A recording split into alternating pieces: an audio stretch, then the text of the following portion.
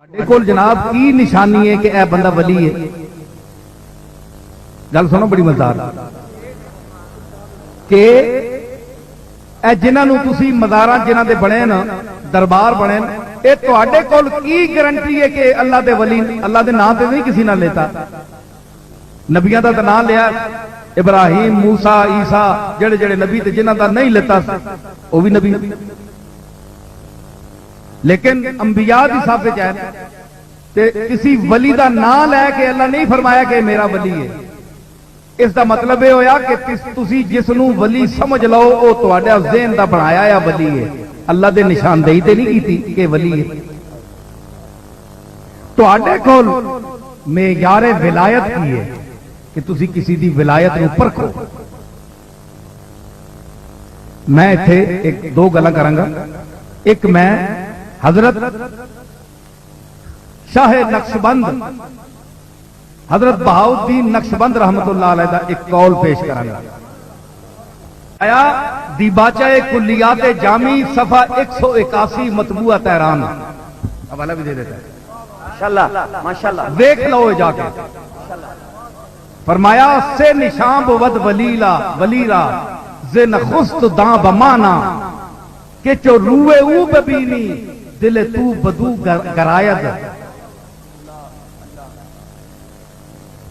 ولایت کی ولی کی تین نشانیاں ہیں، حضرت شاہ نقشبند فرماتے ہیں ز نخست داں بمانا، پہلی پوڑی تھی سمجھ ان کے ولایت کی پہلی نشانی ہے کہ چو روئے او ببینی کہ جب تو اس کے چہرے کو دیکھے تو بار بار اس کا چہرہ دیکھنے کی تیرے دل میں آرزو پیدا ہو۔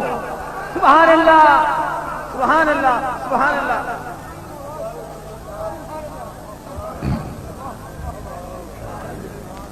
کیا فرمایا کہ چو روئے او ببینی دل تو بدو گرایت، تیرا دل اس کی طرف مائل ہو، دوبارہ دیکھنے کی طلب ہو۔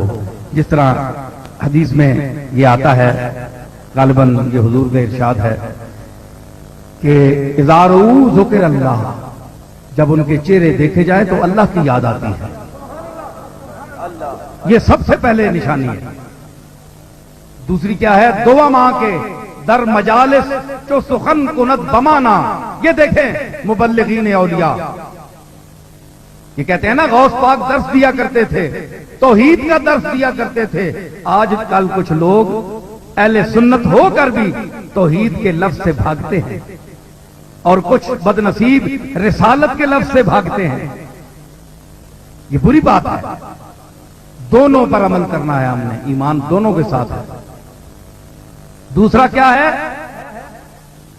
دو ماں کے در مجالس چو سخن کند بمانا، ہمارا ہستی خود بحدیث میں ربایت، کہ جب وہ مجالس میں بیان کرے، خطاب کرے، راز و اسرار کی باتیں بیان کرے لوگوں کے سامنے، تو اس کی باتیں لوگوں کے دلوں میں اترتی جائیں اور لوگوں کو کچھ دیر کے لیے اپنی ہستی سے بیگانہ کر دے، مدہوش کر دے، مست بنا دے۔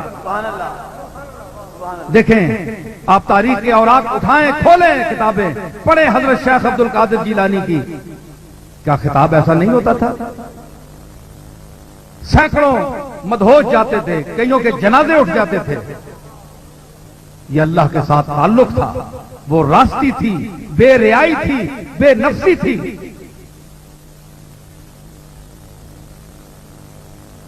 کہ جب وہ بات کرے، دوسری علامت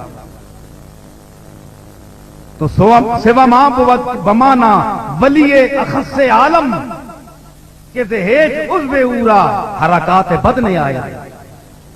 تیسری علامت ولایت کیا ہے؟ کہ اس کی خلوت اور جلوت ایک ہو۔ ماشاءاللہ ماشاءاللہ، وہ اس میں نفاق نہ ہو، تضاد نہ ہو، تضاد عملی نہ ہو، بلکہ جو کچھ منہ سے کہے اس پر عمل کرے۔ یہ معیار ہیں جو اولیاء کبار نے مقرر کیے ہیں۔ یہ ولایت کا معیار آپ دیکھیں، اس کو لے جائیں اور دنیا میں دیکھیں کہ اس پر پورا کون اترتا ہے۔